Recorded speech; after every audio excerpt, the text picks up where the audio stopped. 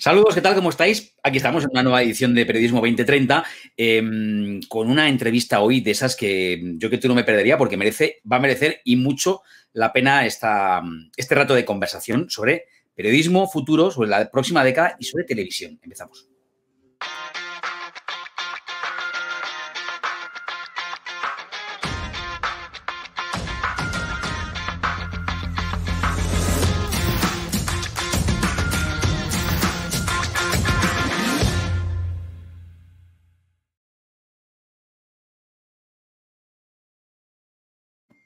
Vamos camino de convertirnos, Fernando Jáuregui y yo, en siameses. Fernando Jáuregui, ¿qué tal? ¿Cómo estás? Pues estoy muy bien, muy contento porque hoy vamos a entrevistar a uno de mis iconos, así ¿Sí? como suena.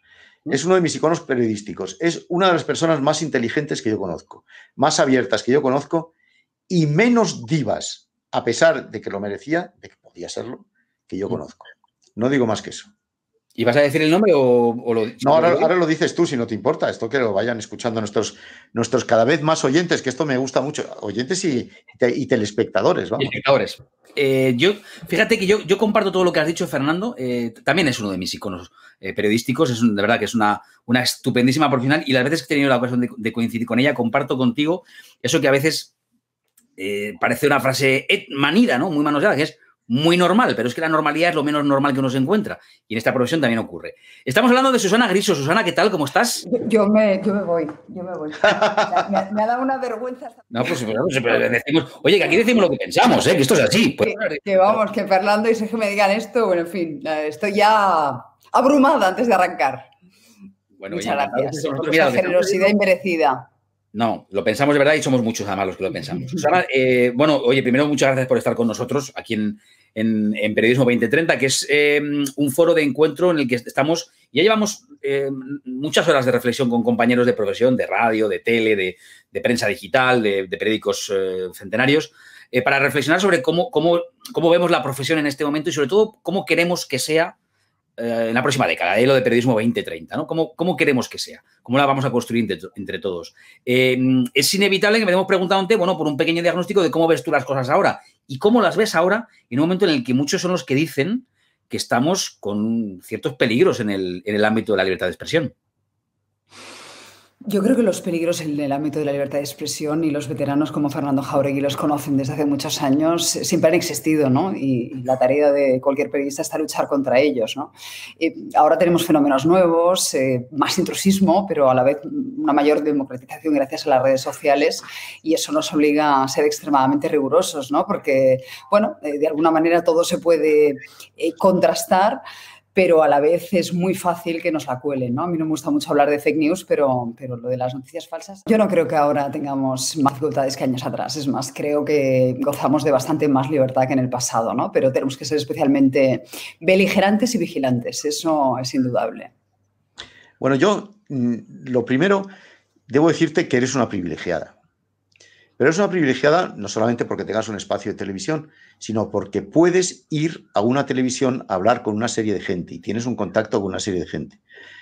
Yo, por ejemplo, que me gusta el periodismo tanto como a ti, no puedo hacer eso. Yo tengo que vivir un poco de entrevistaros a través de estos medios, de lejos, no vernos la cara, no vernos las reacciones. ¿Se ha acabado el periodismo presencial? ¿Se está acabando el periodismo presencial? ¿Hemos entrado en una nueva era en la que todo va a ser Zoom?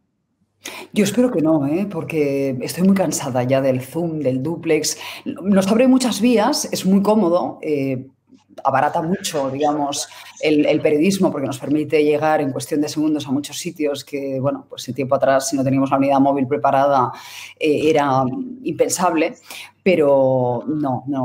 Es muy importante, además, la entrevista presencial. Yo la defiendo. Cuando nos tuvimos que pasar confinados 3 meses fue complicado, era muy cansado lo del dúplex, el Skype, con todas las dificultades técnicas que teníamos porque estábamos todos ahí enganchados, como nos pasa un poquito ahora, ¿no? Teletrabajando, teleestudiando. Pero cuando tengo a alguien en el plató, de verdad que es un lujo el poder destinar, pues eso, 15, 20 minutos a una entrevista presencial.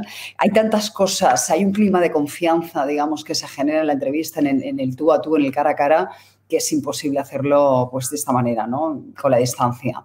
Pero esto también tiene sus ventajas, ¿eh? Yo no quito que a lo mejor para una entrevista mucho más breve, para, no sé, pulsar un estado de opinión, para hablar con una persona en el lugar más recóndito del mundo, esto también está muy bien. A mí me ha pasado que ahora, por ejemplo, con Pfizer, oye, pues he podido hablar con responsables, digamos, en Atlanta, ¿no? Y además ves cómo están en ese momento, madrugando en Atlanta y dices, pero si se escucha mejor que cuando hablo con gente en San Sebastián de los Reyes, ¿no?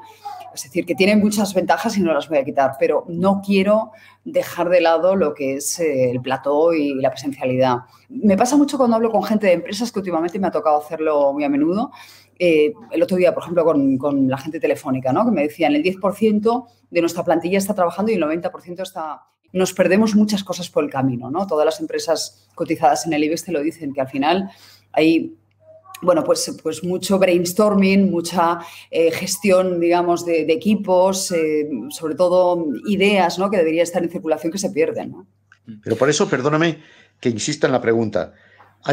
Empieza a haber un periodismo de privilegiados que podéis entrevistar a la gente en directo o llevarlos al estar en el medio de trabajo, y un periodismo quizá no tan privilegiado, que son la gente de los que estamos aquí en nuestras casas, estoy aquí en mi casa, pues sin poder mirar a la cara a la gente, un poco confinados. Y a mí lo que me preocupa es si esto, esta frase que le gusta tanto a Sergio, ha llegado para quedarse o de alguna manera remitirá. Y yo creo que con esas ventajas que tú dices económicas, esas ventajas de que tú puedes entrevistar al tío de Pfizer ahí en Atlanta, o yo mañana no sé quién en Paraguay, como ayer estuve en un chat con el ministro de Exteriores de Paraguay, esto a lo mejor ya no tiene vuelta de hoja, con todas sus ventajas y todos sus inconvenientes. Te recuerdo que este es un programa que va a dar la vuelta a todas las facultades de ciencias de información de este país.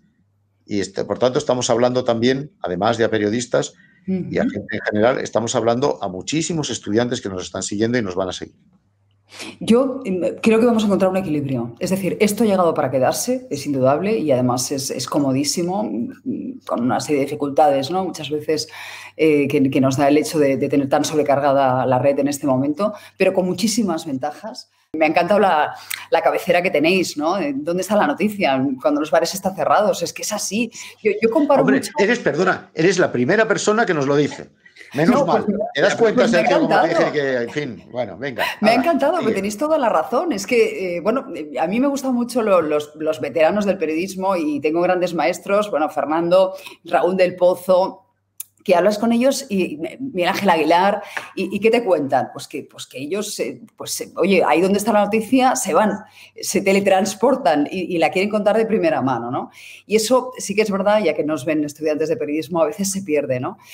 A nosotros nos gusta hablar y yo aquí me incluyo en la generación en la que todavía cogíamos el teléfono y preguntábamos las cosas, ¿no? Pero yo veo a veces, sobre todo con periodistas más jóvenes que se incorporan a la redacción de Espejo, ¿no? Que les cuesta mucho más si les dices, no, has hecho la gestión, envía un WhatsApp, envía un correo, no me han contestado, y comparas con lo que es la vieja escuela, y yo tengo unas cuantas veteranas y estoy pensando en femenino, Milagros, Isabel, que son de las que llaman y llaman y llaman y pueden ser pesadísimas porque son capaces de llamar cada día a un entrevistado pues porque saben que a mí me interesa y además, con toda, digamos, esa presentación de es que a Susana le encantaría entrevistarte, ¿no?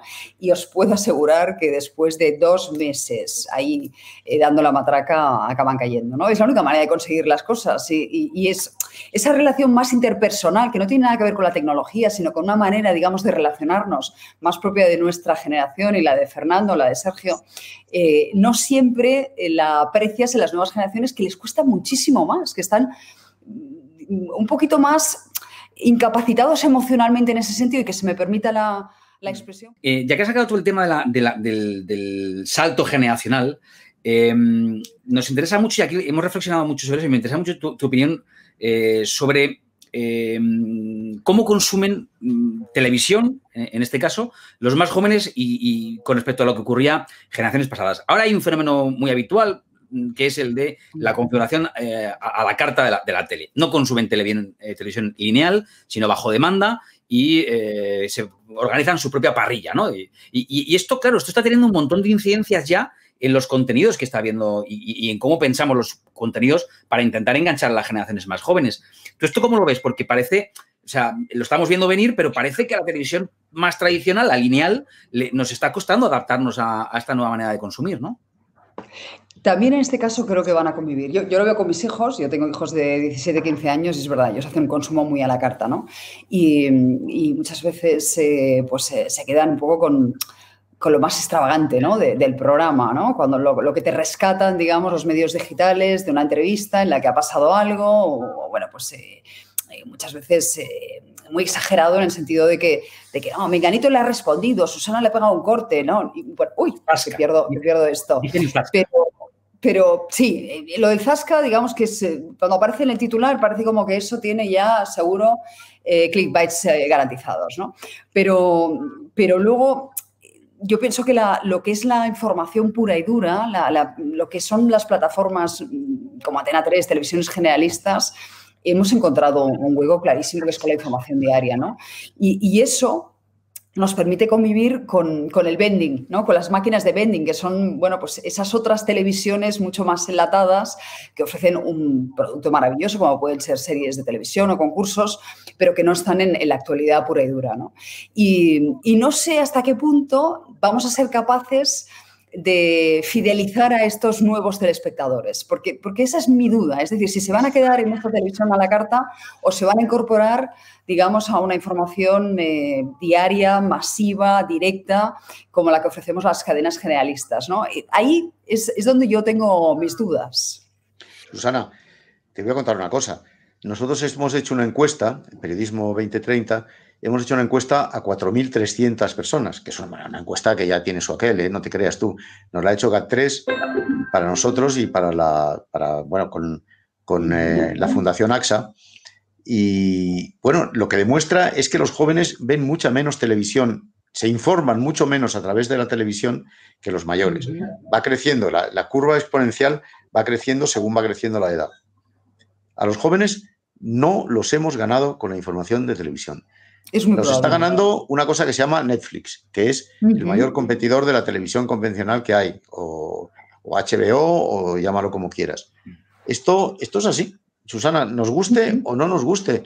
Los jóvenes no se están incorporando ni a la televisión, ni a los noticiarios de radio, ni a los periódicos de papel, por supuesto, eso está ya completamente, ni a los periódicos digitales tampoco. Están en las redes sociales, o donde sea. Sí, pero a través de las redes sociales sí que acceden a lo que son periódicos digitales, porque yo tengo comprobadísimo, bueno, claro, vosotros habéis hecho una encuesta y por tanto tenéis una muestra mucho más amplia de lo que yo puedo percibir en mi propia casa, ¿no? Pero sí que os puedo decir que yo estoy en un entorno de jóvenes muy inquietos y muchas veces van por delante a la hora de enterarse de las noticias. O sea, yo tengo un hijo de 17 años que, por ejemplo, de la información en Estados Unidos, de la campaña de Trump y lo que han sido las elecciones americanas, siempre ha ido 2 pasos por delante de mí, ¿no? Y es verdad que él se informa mucho a través de las redes sociales, pero posiblemente es una persona tanto más informada que yo cuando son temas que a él le interesan, ¿no? Es verdad, y te doy totalmente la razón, que la asignatura pendiente es que se incorporen, pues eso, la información diaria y ahí la televisión quiero pensar que acabará penetrando, porque si no, en fin, estamos condenados a desaparecer, ¿no? Pero me niego a pensarlo. ¿Tienes toda la razón? Acabará penetrando, perdona, con programas como los de Susana Griso, a lo mejor. Con otros programas no acabará penetrando, perdóname, porque es que el lenguaje, los planteamientos, el alejamiento de la gente joven y a veces de la mayor incluso, es tremendo. Esto del periodismo espectáculo acabará con nosotros. Sí, yo no soy tan pesimista como tú, Fernando, pero vamos, no te creas que no es un tema que me preocupe, ¿eh?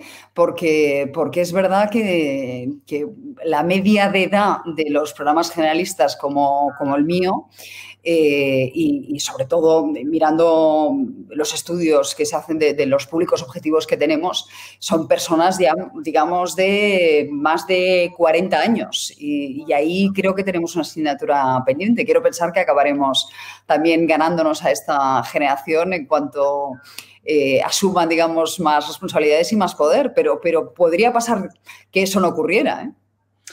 Decías, Ana, que tienes razón en la percepción que tú tienes de cerca, ¿no? De cómo consumen los más jóvenes las redes sociales, porque claro, las redes sociales en sí mismo, la información que hay ahí es la que pueden aportar particulares y la que nacen de otros medios de comunicación, ¿no?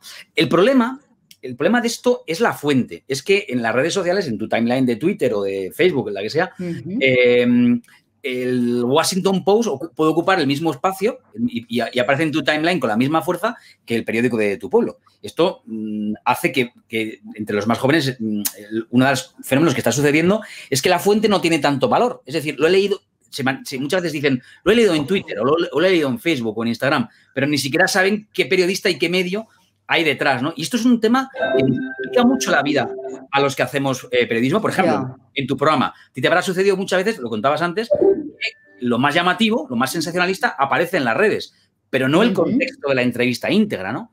Y esto es un problema, porque...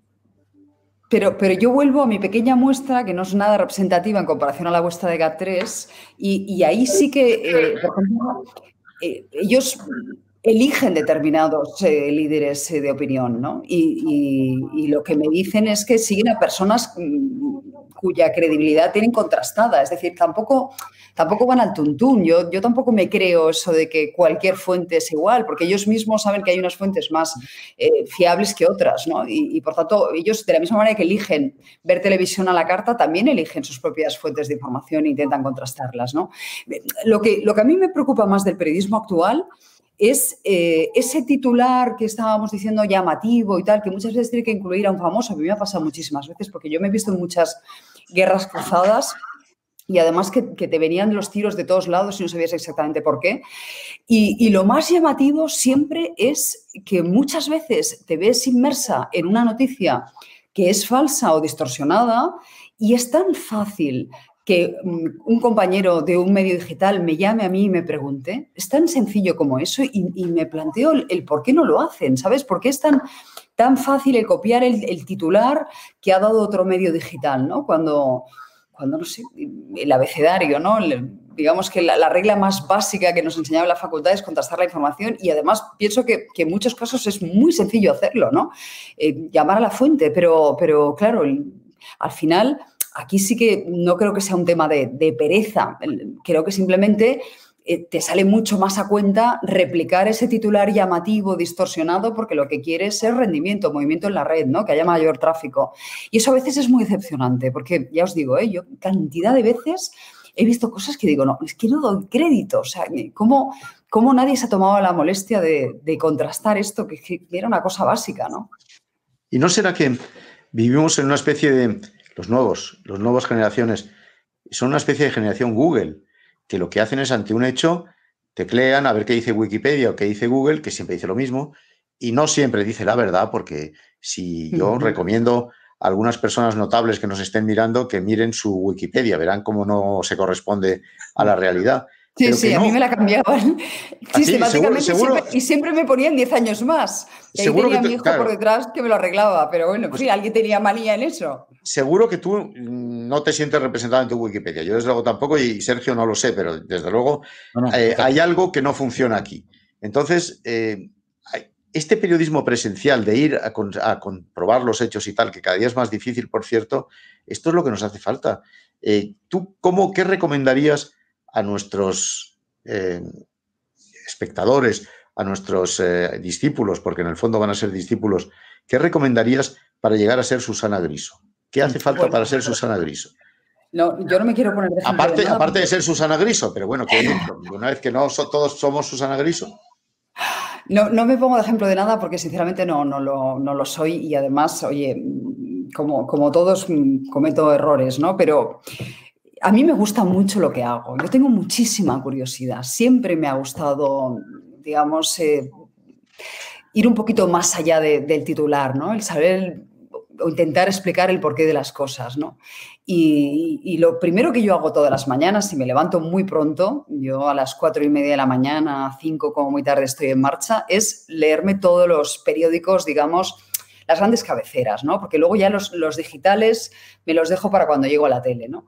Pero eso me permite tener una visión muy amplia y muy contrastada a 1:00 de la mañana, en ese momento en el que nadie te molesta, que estás relajada en la cama y tal, Y a partir de las 5:30, después de una hora de lectura detallada, tranquila, pues es cuando empiezo a bombardear a mi equipo, ¿no? Y es muy interesante hacer ese ejercicio, ese contraste diario de cómo una misma noticia se aborda desde puntos de vista tan distintos en función de los intereses editoriales o de la línea que pueda manejar cada medio, ¿no?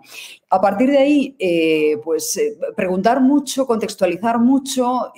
A mí me divierte muchísimo más hacer llamadas antes de empezar el programa que estar, digamos, en ese momento pendiente de lo que ocurre en la redacción, porque bueno, ahora, por ejemplo, con la inmigración, donde es evidente que hay un conflicto, ¿no?, en el propio gobierno, pues oye, hasta que no has hablado con 2 o 3 ministros no te has hecho una composición de lo que está pasando, ¿no? Y te das cuenta de las diferencias que está generando esta cuestión dentro del propio gobierno, de las tensiones que hay y muchas veces de la falta de liderazgo con una cuestión tan crítica como es esta, ¿no? Por no hablar de las zancadillas que en un momento dado un socio de gobierno como es Podemos le puede hacer a Marlaska sabiendo que tiene que viajar a Rabat y que desempolvan en ese momento la petición de un referéndum para el Sáhara, que estaba bastante olvidado en el ideario de Podemos, ¿no? Oye, perdona, un segundín, Sergio. Has hablado de cuando tú hablas, ya llamas a 2 o 3 ministros. ¿Tú te das cuenta de lo privilegiada que eres? ¿O tú te crees que 2 o 3 ministros se ponen así a cualquiera? Tienes que ser Susana Griso para que se te pongan 2 o 3 ministros, ¿o no? ¿O sí? Bueno, Vale, oye, esto lo digo yo que sí. Si no es el ministro, a lo mejor es el jefe de gabinete, y si no es jefe de gabinete es el DIRCOM, y si no es un señor que manda mucho la Moncloa, pero a todos siempre les interesa, digamos, darte su versión de los hechos, ¿no? Antes de que tú puedas, digamos, decir algo que les perjudique. Porque eres Susana Griso, Si eres bueno, porque Perico de los Palotes, fondo, no. O un señor que está en una radio por ahí, o un señor que está en un periódico digital por ahí, tampoco, ¿eh? No. Bueno, en el fondo, ese sí que es un privilegio. Yo reconozco que ahí sí que estoy en una atalaya de 5 horas de información diaria que bueno, pues nos lleva a ser el programa que genera más titulares a lo largo de la mañana, más, digamos, movimiento en la red y eso, pues, digamos, en determinados centros de poder lo tienen muy en cuenta y les hace ser más sensibles a la hora de atendernos, ¿no? También tengo que decir una cosa, es que uno no llega, uno no nace, bueno, sí, con el nombre y el apellido sí, pero uno no nace siendo Susana Griso, eso se lo gana uno, ¿eh? Esos son unos cuantos años de curro y de madrugones. Como yo he tenido algunos años de esos madrugones y tengo que decir, muchos, durísimo, lo conoces. durísimo, lo conozco muy bien. Es duro. Y levantarse todos los días a las 3:30, 4 de la mañana y efectivamente sí, es verdad que es el momento del día en la radio es peor. En el que estás solo o estás sola, pero y ese momento está bonito, ¿eh? Pero es duro, ¿eh? Largo de los día tras día.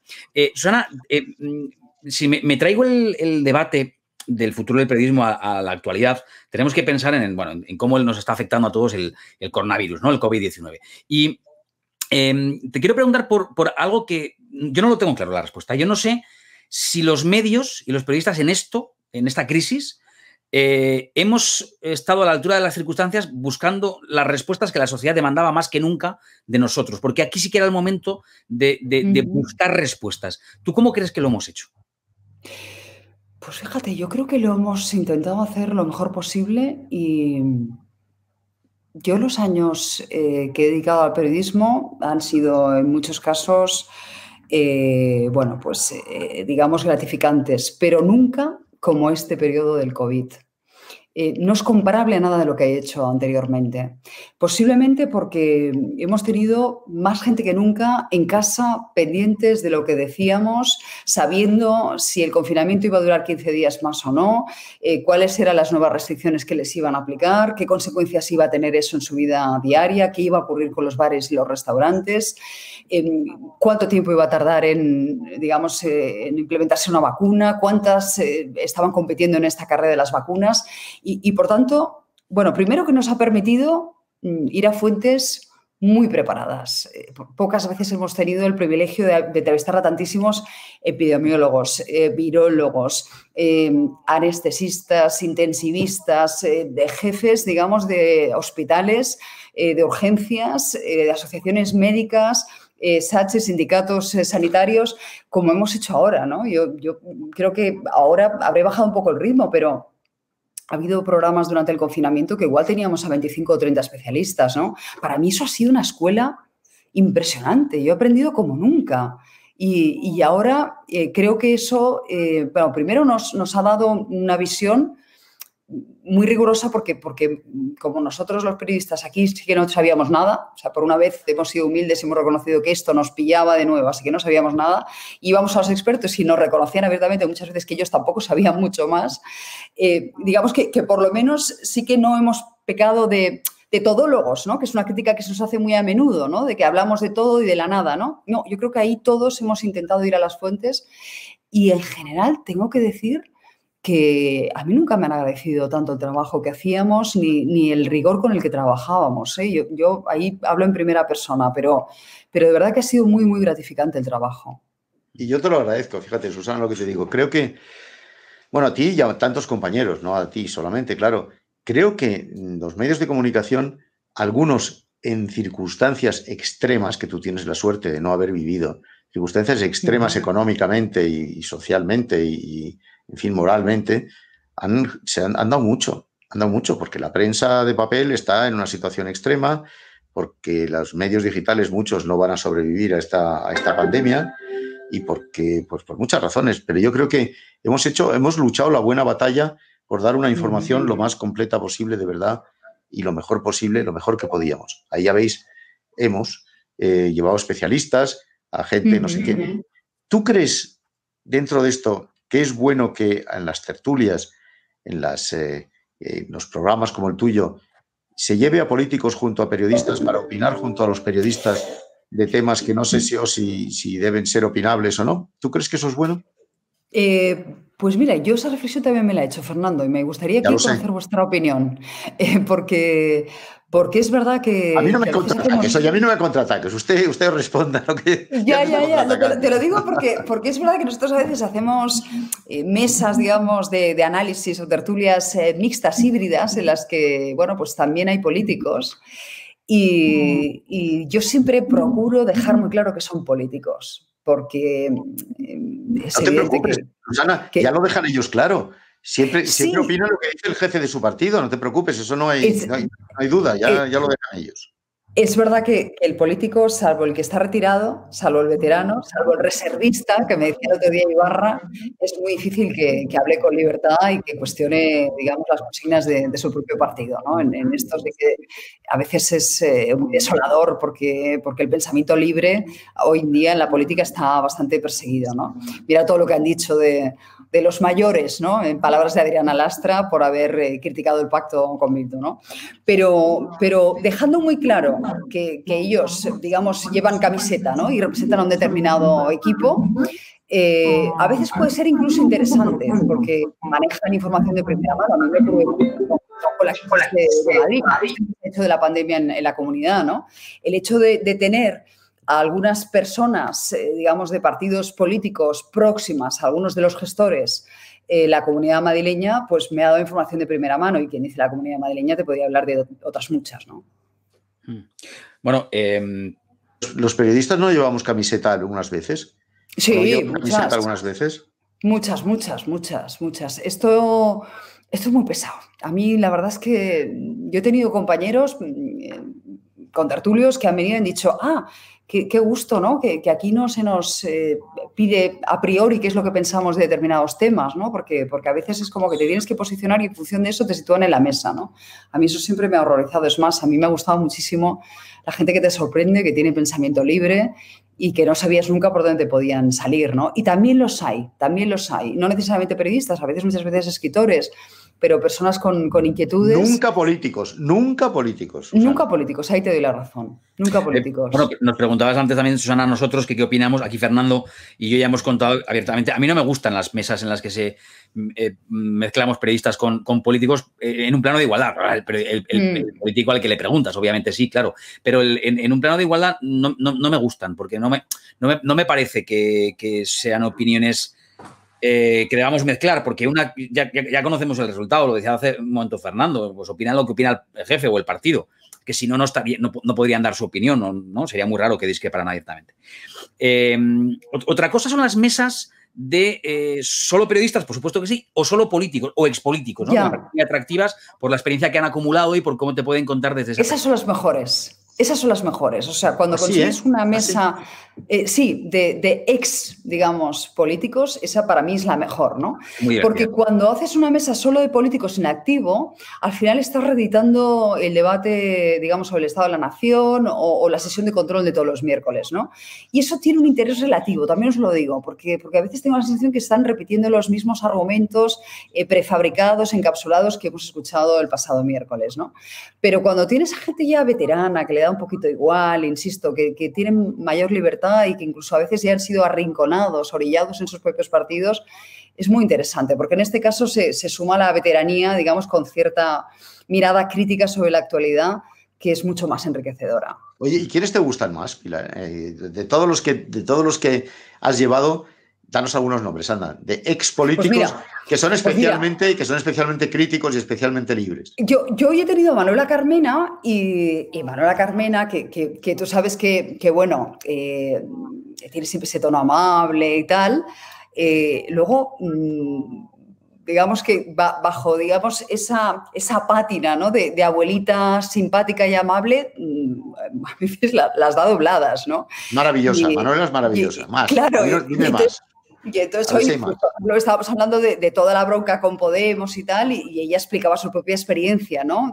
Con lo difícil que es muchas veces vencer esas ideologías tan encorsetadas, ¿no? Y ella decía una cosa que a mí me ha encantado, dice, yo milité en el Partido Comunista y a mí me llamaban comunista. Y yo decía, no, yo no soy comunista. Yo circunstancialmente he estado en el Partido Comunista, pero yo soy Manuela Carmena, ¿no? Bueno, pues eso que ella reivindica, que es la personalidad, la gestión por encima de las ideologías, es algo que yo he hecho en falta.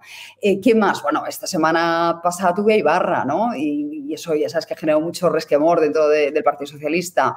Ibarra siempre que habla es un follón, siempre es un follón, siempre le monta el follón. No, y además él elige mucho los momentos en los que habla, o sea, él no habla siempre. Yo le tuve la semana pasada, evidentemente le habíamos estado llamando previamente y tal, y decidió el día en el que él iba a hablar y lo primero que me dijo es: usted, señora Griso, me gusta porque pregunta y no interroga. Y pensé, bueno, y efectivamente, él venía con las ideas muy claras de lo que quería decir. Yo creo que le podía haber preguntado lo que fuese, que él tenía muy claro el mensaje que quería colocar, ¿no? Y él defendía que no era ser desleal el poder hacer una crítica a su propio partido, porque decía que eso formaba parte de la grandeza, digamos, de la democracia, claro, y que venía de una etapa donde eso era el pan nuestro de cada día y que lamentablemente ahora se estaba perdiendo, ¿no?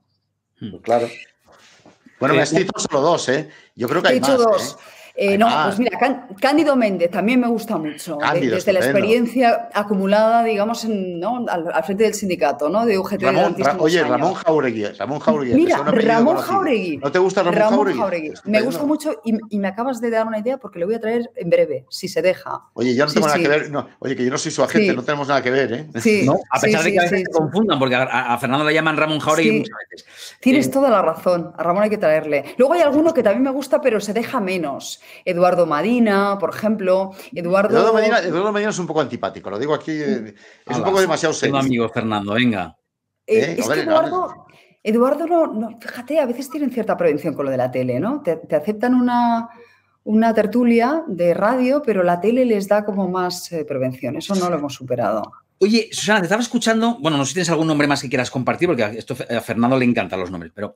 Sí, bueno, ya iré pensando. Estaba pensando... Y a ti, que eres un cotilla. Me han preguntado muchísimo, pues sobre todo cuando pues estamos hablando con los más jóvenes, los estudiantes, los alumnos, futuros periodistas, y que pregunta que te he trasladado a ti, que es el capítulo de las presiones, porque tú decías hace un momento, bueno, claro, vino Ibarra y la montó y no sentó nada bien. A mí me preguntan muchas veces, oye, Sergio, y cuando haces una entrevista complicada, delicada, o una entrevista potente al presidente del gobierno, no sé qué, ¿cómo es todo lo que hay por detrás del mundo de las presiones? ¿Qué te dejan hacer y qué no te dejan hacer, ¿no? Yo, vaya por delante que yo doy aquí mi opinión, creo que hay mucho más mística sobre esto de lo que hay en realidad. Por supuesto que hay todos los intentos de presión que uno se pueda imaginar, o al menos yo los he recibido, y pues forma parte de tu trabajo quitarte de encima esas presiones, ¿no? Pero me gustaría que nos contaras un poco tu experiencia. ¿Cómo es eso de hacer entrevistas que sabes que pueden sentar regular o mal a alguien y que a pesar de eso, pues es tu obligación hacerla, evidentemente? Sí, yo creo que también hay mucha leyenda con eso, sinceramente, porque, hombre, las presiones siempre están, porque evidentemente el poder siempre quiere que les trates con cierta amabilidad. A nadie le gusta, digamos, escuchar críticas, ¿no? Y cuanto más arriba están, menos. Eso lo tenemos todos ya más que comprobado, ¿no? Pero vamos, no, yo no he tenido consignas de esas que la gente se piensa, ¿no? De, oye, cuídame a este, no te pases, vigila, tal. Porque cuando tienes buenos jefes, todo eso te lo paran, ¿no? Y sabes que a veces hay llamadas y que hay malestar y tal, pero eso te llega, si te llega, es al cabo de unos días y cuando ya, digamos, la ola ha pasado, ¿no? Y eso es muy de agradecer, porque además yo creo que los jefes están para eso, básicamente están para eso. Yo tengo un jefe que dice que cuando le llamaban antes del telediario nunca cogía el teléfono y entonces llamaba 3 horas después y le decía, no, sí, ya está, si es que era porque queríamos que nos metiera hasta el total, ¿no? Bueno, pues creo que ese tiene que ser el espíritu, ¿no? Al político no hay que llamarle antes del telediario y si se queja ya se quejará luego cuando ya lo has contado, ¿no? Yo ya te digo que yo siempre me he sentido muy, muy libre a la hora de trabajar y en ese sentido también la veteranía, los años, la audiencia, bueno, pues te dan cierta tranquilidad, cierto pozo que te permite aguantar, resistir mucho más, ¿no? Entre otras cosas porque los políticos pasan, pero tú sigues, ¿no? Y tienes la sensación de que, bueno, pues ellos cogen el balón con mucho interés, pero tú estás ahí, digamos, retransmitiendo el partido y cuando se acabe, ya te digo, ellos irán a casa y tú seguirás, ¿no? Creo haber identificado a ese jefe del que hablas, que también fue jefe mío, creo que es Santi, que tiene esa, sí. tiene esa manera... Tiene sí. esa manera tan canaria, además de hacer las cosas. Efectivamente. Santi es uno de ellos, pero es que Silvio también comparte esa filosofía, con lo cual está bien porque tengo 2 jefes que piensan igual y en ese sentido me siento bastante tranquila porque es verdad, o sea, te hacen de paraguas de muchas tormentas eléctricas, que las hay, porque en una cadena como la mía te imaginas todas las que nos caen, ¿no? Claro. Al final, el empresario, vamos a decirlo así, o el jefe es el que determina tu grado de libertad. No, yo creo que el grado de libertad te lo tienes que poner tú mismo y eso, pero sí que es verdad que se agradece, digamos, sabiendo que estás en un lugar incómodo y que te toca jugar muchas veces en posiciones, en fin, que no siempre gustan al poder, se agradece luego sentirte un poco respaldada, ¿no? Pero no, yo creo que no es excusa decir, no, es que me siento muy abandonada o muy expuesta. No, el grado de libertad, la honestidad, el punto ese crítico, digamos, de mosca cojonera, eso te lo tienes que poner tú mismo. El listón lo tienes que salir, lo tienes que llevar desde casa. Porque además no hay nada peor, Susana, no sé si compartes conmigo esta reflexión, es peor la autocensura que la censura. Totalmente. Es muchísimo más dañina. Muchísimo. Y es, fíjate, y esa es la peor, porque muchas veces no te das cuenta de que te la estás aplicando. Y combatir eso es mucho más difícil que las presiones que te puedan venir desde fuera, que las reconoces rápidamente. La otra, la autocensura, como a veces la llevas ya en el chip, incorporada, esa es la que tienes que batallar. Pero para eso está muy bien tener un equipo donde haya muchas sensibilidades, porque a veces tú no lo percibes y tienes otra persona en el equipo que dice, oye, bueno, tal, esto es así o es así, ya veremos, ¿no? Y dices, pues tienes toda la razón. No sé por qué te olvides de preguntar esto. Oye, por hecho, claro. Sí. Oye, Susana, la verdad es que estaríamos hablando contigo hasta las 12 de la noche, más o menos, porque es un placer hablar contigo, porque eres una persona muy abierta, muy sincera y además muy inteligente y muy interesante. No podemos, pero que sepas que el 90% de los estudiantes que están con nosotros les gustaría ser Susana Grison. Bueno, y a otros más que estamos por aquí también, pero ya nos pilla un poco tarde esto. ¿Pero qué me dices, Fernando? Que me digas mándales un mensaje a nuestros jóvenes estudiantes, a nuestros jóvenes alumnos, porque seguramente tu mensaje va a calar. Pues mira, en un momento en el que llueven periodistas, ¿no? La profesión está sumamente precarizada. Muchos de vosotros diréis, yo ahora voy a estudiar periodismo. Como decía hoy Manuela Carmena, yo quería ser periodista, pero mi padre me dijo, ¿pero dónde vas? Si vas a ser una muerta de hambre, y acabé siendo juez, ¿no? Bueno, pues yo creo que eso lo hemos oído todos, ¿no? Y siempre hemos, digamos, lidiado con esas crisis del periodismo. Pero al final es una profesión maravillosa. Si consigues, digamos, llegar, que no es fácil, yo creo que es la más gratificante, porque no hay ni una profesión que te enseñe tanto como la nuestra y además tan variado, tan continuo, ¿no? Es una escuela diaria, es un aprendizaje constante, pero es muy importante mantener esa curiosidad innata, esa mirada limpia, querer aprender a diario, formarse, leer ya no lo que nos llega de aquí, sino también lo que nos llega de fuera, hablar idiomas, viajar y sobre todo cuestionarlo siempre todo. Ese espíritu crítico, esa semillita, esa la tenemos que llevar inculcada desde el minuto 1. Bueno, cuestionarlo siempre todo. Yo me quedo con eso, ese mensaje. Una gran reflexión para ir acabando. Susana, muchísimas gracias, querida. Yo por mi parte no tengo ya... Yo tengo mucho que preguntarte, pero no tengo ya mucho más que... No puedo esgrimir mucho más la hora. Dime. No vamos a exprimir más porque además sería abusar de la confianza de Susana. Yo tengo una curiosidad corta. No, yo estoy encantada, ¿eh? Una curiosidad corta. Aquí me tenéis en casa, o sea que... ¿A ti te gusta el café, Susana? Yo soy muy cafetera, sí. O sea, sí. Lo pregunto no por lo del café con Susana, yo digo, a ver si solamente cuesta de un título o realmente mi cafetera. No, lo soy, además, fíjate, o sea, soy cafetera de verdad, me gusta, me tomo mi café en casa, me tomo otro en la tele y tal, y tengo que controlar porque ya con el tercero ya me noto cierta taquicardia. Pero además yo muchas veces cuando planteo temas, a mí me gusta mucho la política internacional, me gusta la política en general y a veces sí que les digo a mi equipo, estoy siendo demasiado cafetera, ¿no? Ya digamos, en un sentido más simbólico, ¿no? Y muchas veces me dicen, sí, Susana, entonces digo, vale, me retiro, ¿no? Porque hoy mismo, ¿no? Decíamos, Joe Biden está creando su propio equipo, ¿no? Y ya tenía ganas de plantear, bueno, pues quiénes eran los perfiles, ¿no? Mucho más multilateralistas que los que tenía Trump en esos cargos, ¿no? Y dices, bueno, vale, sí, ya, freno, tal, estoy siendo demasiado cafetera. No, oye, viva Biden y sobre todo viva Kamala. Que esto es, bueno, perdona, después del energúmeno que hemos tenido ahí, que todavía no se acaba de ir, pero ya se irá, ¿qué quieres que te diga, hija? Pues ahí no nos queda más remedio que ser parciales. Oye, es que solo faltaba que fuésemos imparciales con ese tipo de pelo naranja, hombre. Nada. Sí, pero Fernando, es verdad, pero yo muchas veces he pensado, estoy siendo demasiado parcial. Es decir, eso que tanto critico en los políticos, fíjate, yo a veces he tenido en el programa, bueno, partidarios, defensores a muerte de Trump, ¿no? Y me han acusado de, como muchos periodistas españoles, ser más prodemócrata, ¿no? Y me dicen, es que, ¿por qué tienes color en las elecciones americanas si no lo tienes en las españolas? Y he pensado, ostras, pues igual tiene razón. Pero digamos que mantener una mirada limpia, libre, digamos, poco parcial con un personaje como Trump es difícil, ¿eh? Requiere grandes dosis, digamos, de objetividad y a veces debo decir que no las he tenido. Oye, ya que me lo dejáis votando, Fernando, ya que me lo dejáis votando, no iba a preguntar, pero ya que me lo dejáis votando, tengo que preguntar a Susana por el corte de varias televisiones norteamericanas al discurso de Donald Trump.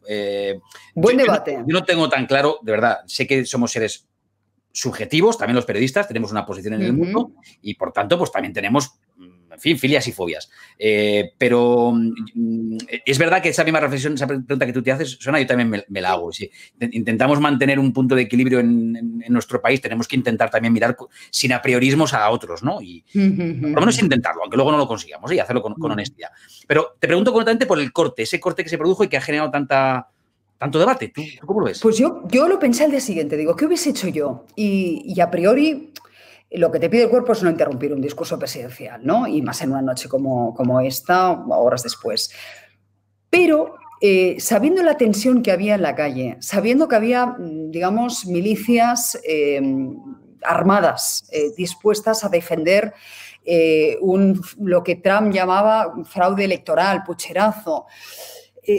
Claro, hay que ponerse en ese contexto y por una cuestión de responsabilidad civil, pues posiblemente había que interrumpir ese discurso y decir, no, esto es mentira, esto no está contrastado, estas afirmaciones no tienen ningún respaldo, digamos, legal ni real, porque si no corríamos el riesgo de que efectivamente esa noche podría haber habido un conflicto, ¿no? Y yo creo que esos disturbios estaban un poco también pesando en el ánimo de esos periodistas que decidieron en ese momento Todos, además, sin coordinarse entre ellos, interrumpir esa emisión, ¿no? Solo la Fox dejó el discurso por completo, pero luego salió también a corregirle, ¿no? Y sabéis que el propio Trump llamó al director de la Fox enfadadísimo, ¿no? A Rupert Murdoch, porque en Estados Unidos hay una cosa impresionante y es que no hay junta electoral central y ahí son las cadenas de televisión y la agencia AP, Associated Press, la que te valida, digamos, electoralmente, ¿no? Y por tanto, lo que digan las cadenas de televisión es trascendental en una noche como esa, ¿no? En fin, yo también estaría toda la tarde y parte de la noche hablando con Susana Griso, pero creo que no podemos. Sí, porque eres un pozo de sabiduría, además, te digo. ¿Qué va? ¿Qué me dices, Bernardo? Pues lo pensamos. De verdad. Oye, si no lo pensase, no lo diría aquí delante de nuestros youtuberos que tenemos aquí. Así que, en fin. Os lo agradezco, pero pues nada, hija. Muchas gracias. Curiosidad, se resume así. Muchas gracias por estar en el Club Periodismo 2030. Muchas gracias por haber venido aquí. Participarás en el libro que estamos haciendo y participarás, si te dejas, en alguno de los debates que haremos después de la presentación del libro por ahí, por toda España, porque tú eres un lujo, de verdad, Susana, que es que da gusto ser periodista cuando tú eres periodista. Lo digo así. Ay, por Adiós. favor, qué ilusión. No digo más, ya no digo más. Maestro. Gracias de verdad a los dos, que me ha encantado y contad conmigo para lo que haga falta, porque aquí me tenéis, encantada de la vida. Ahí nos encontráis en las redes sociales, en periodismo2030.com, en Twitter, en Instagram, en Facebook y, por supuesto, gracias a la Fundación AXA que nos ha permitido, 1, hacer la encuesta y 2, seguir con estas conversaciones tan interesantes y tan divertidas y jugosas como la que hemos tenido hoy con Susana Griso, a la que yo le mando un beso muy fuerte, Susana, y muchas gracias de vuelta a por todos este ratito. Gracias, de corazón.